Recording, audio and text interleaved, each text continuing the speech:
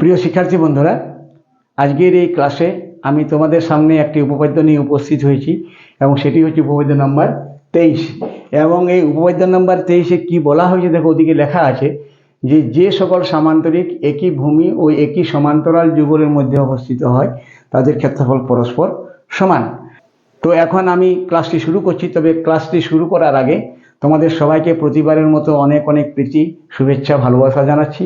আর একটি অনুরোধ করে যাচ্ছি, সেটি হচ্ছে যদি এখনও পর্যন্ত তোমরা আমার চ্যানেলটিকে সাবস্ক্রাইব না করে থাকো তাহলে please subscribe the channel and press the bell icon. Okay, তো শুরু করছি ক্লাসটি। দেখো, ক্লাসটি শুরু করার আগে আমরা কি করে নেব, এই যে উপপাদ্যে যে কথাগুলি রয়েছে সেই অনুসারে আমরা ছবি এঁকে নিব। এবং সেই ছবিটি হচ্ছে দুটি সামান্তরিকের, যে দুটি সামান্তরিক একই ভূমির উপর রয়েছে এবং একই সমান্তরাল যুগলের মধ্যে রয়েছে।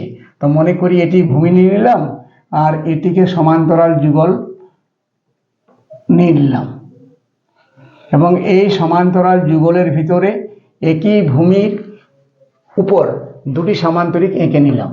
এদিকে একটি সামান্তরিক নিয়ে নিলাম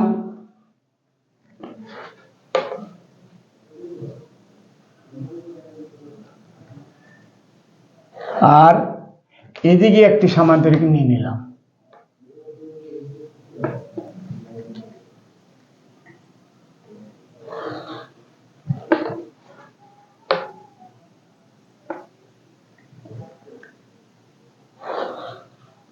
তাহলে আমরা উপপাদ্যে বলা কথা অনুযায়ী আমরা দুটি ছবি এঁকে নিলাম।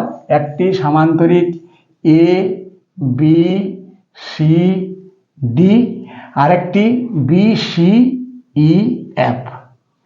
এই দুটি সামান্তরিক একই ভূমি বিসির উপর রয়েছে এবং একই সমান্তরাল যুগল এ ই সমান্তরাল বিসির মধ্যে রয়েছে। প্রমাণ করে দেখিয়ে দিতে হবে যে এদের ক্ষেত্রফল পরস্পর সমান। তাহলে আমরা লেখা শুরু করছি। উপপাদ্যের যে প্রথম অংশে লিখতে হয় প্রদত্ত, সেটিতে আমরা লিখে নিচ্ছি কি, যে মনে করি সামান্তরিক A B C D O সামান্তরিক F B C ই দুটি একই ভূমি বিসি এর উপর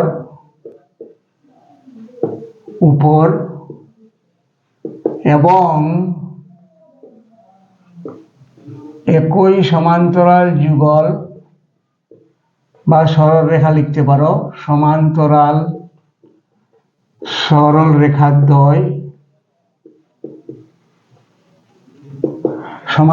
সরলরেখাদ্বয় কি নাম দিয়ে দাও, এ ই সমান্তরাল বিসি। এ ই সমান্তরাল বিসি এর মধ্যে অবস্থিত, এটি লিখে দিলাম, মধ্যে অবস্থিত। এখন প্রমাণ করতে কি হবে সেটি লিখতে হবে প্রামাণ্য অংশে। তাহলে প্রামাণ্য অংশে লিখতে হবে যে প্রমাণ করতে হবে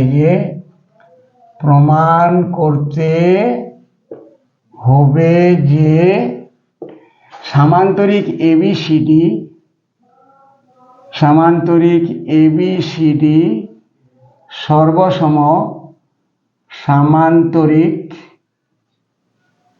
এফ বি সি ই। তাহলে প্রদত্ত অংশ এবং প্রামাণ্য অংশ হয়ে গেল। এখানে অঙ্কনের কোনো প্রয়োজন নেই, তাই সরাসরি চলে যাচ্ছি আমরা প্রমাণ নেই। এখন এটিকে কিভাবে প্রমাণ করা যায়, এটি হচ্ছে প্রশ্ন। তো এটিকে প্রমাণ করার জন্য আমাদের যে তথ্যগুলি জেনে থাকা দরকার আগে থেকে, সেটি হচ্ছে যে একটি সামান্তরিকের বৈশিষ্ট্য কী কী, ধর্ম কী কী। না, আমরা জানি যে সামান্তরিকের বিপরীত বাহুগুলি সমান হয়, সামান্তরিকের বিপরীত বাহুগুলি সমান্তরালও হয়, এটি জেনে নিচ্ছি। আর জেনে নিচ্ছি যে দুটি ত্রিভুজ কি কি শর্তে সর্বসম হয়। না, আমরা জানি যে একটি ত্রিভুজে যদি দুটি বাহু একটি কোণ, অপর একটি ত্রিভুজের দুটি বাহু একটি কোণ, কিংবা দুটি কোণ একটি বাহুর সঙ্গে অপরটির দুটি কোণ একটি বাহু সমান সমান হয়, কিংবা একটির তিনটি বাহুর সঙ্গে অপরটি যদি তিনটি বাহু সমান সমান হয়, তাহলে ত্রিভুজটি সর্বসম হয়। এই কথাগুলি জেনে থাকলেই তোমরা খুব সহজে এটি প্রমাণ করতে পারবে। দেখো, তাহলে আমরা এখন লিখে নিচ্ছি যে এই যে আমাদের যে চিত্র আমরা এঁকেছি, সেই চিত্র অনুযায়ী আমরা দুই দিকে দুটো ত্রিভুজ দেখতে পাচ্ছি। একটি ত্রিভুজের নাম এবিএফ এবং একটি ত্রিভুজের নাম ডিসিই। আমরা প্রথমে কিন্তু সেই দুটি ত্রিভুজকে সর্বসম করে নিব। ঠিক আছে, তাহলে লিখছি আমরা এখানে ত্রিভুজ এবিএফ ও ত্রিভুজ ডিসিই দুটির, এই দুটি ত্রিভুজের কি কি তথ্য আমরা এখনো পর্যন্ত জানতে পেরেছি। দেখো, এই যে এবিসিডি একটি সামান্তরিক, তো সেই এবিসিডি সামান্তরিকের এবি বাহুর বিপরীত বাহু ডিসি বাহু, তাহলে এবির সঙ্গে ডিসিটা সমান বটে। তাহলে এটি আমরা জানতে পেরেছি যে এবি সমান ডিসি, এবি সমান ডিসি। আর কি ঠিক একইভাবে এফ বি সি ই এটিও একটি সামান্তরিক, এবং এই এফ বি এর বিপরীত বাহু হচ্ছে ইসি বাহু, তাহলে এই এফ বি বাহুর সঙ্গে ইসি বাহু সমান। তাহলে এফ বি সমান সিই। এখন কেন এটা লিখে দিলে আরো ভালো হয়, তাহলে লিখে দিবে যে সামান্তরিকের বিপরীত বাহুগুলি সমান হয়, বিপরীত বাহু সমান, এটি লিখে দিলেই যথেষ্ট। যেহেতু সামান্তরিকের বিপরীত বাহু সমান, তাহলে এবির বিপরীত বাহু ডিসি, তাহলে এবি সমান ডিসি, আবার এফ বি এর বিপরীত বাহু ইসি, তাহলে এফ বি সমান ইসি। হয়ে গেল। এখন দুটি অংশ তো সমান সমান হয়ে গেল, এই পর্যন্ত ঠিক আছে। এখন আরেকটি কিন্তু অংশ সমান সমান করে দেখিয়ে দিতে হবে এই ত্রিভুজের দুটির মধ্যে।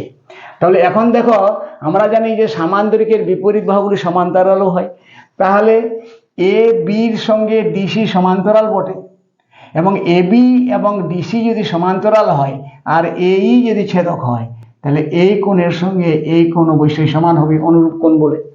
তো সেটিও আমরা লিখে নিচ্ছি যে আবার